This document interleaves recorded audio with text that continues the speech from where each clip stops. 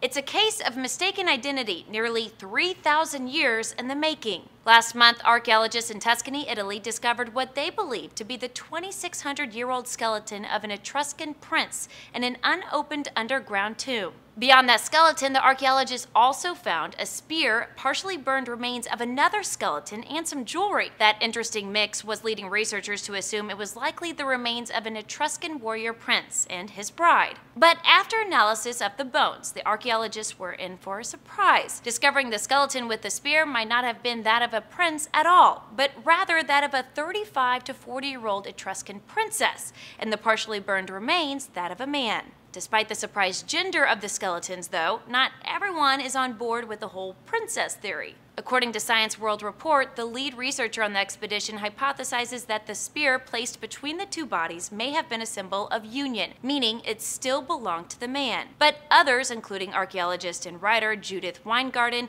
reject that notion. She asserts the spear was buried next to her and not him. The newly identified lady still doesn't get credited with her own lance. The thought doesn't even arise that it might be a symbol of her power and authority rather than the weapon of a warrior. Why is it so difficult to understand that the ruling class of Etruscan society was made up of both men and women? Part of that difficulty might come from the Etruscan culture itself. According to a writer for Live Science, Etruscans weren't the best about writing things down.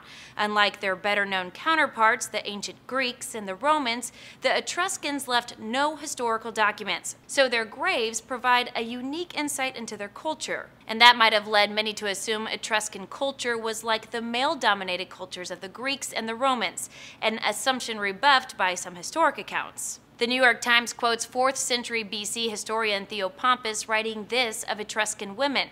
Etruscan women take particular care of their bodies and exercise often. It is not a disgrace for them to be seen naked. Further, they dine not with their own husbands, but with any men who happen to be present. The Etruscans reportedly thrived in what is now Italy until around 400 BC, when they were absorbed by the Roman Empire. For Newsy, I'm Carissa Lathan.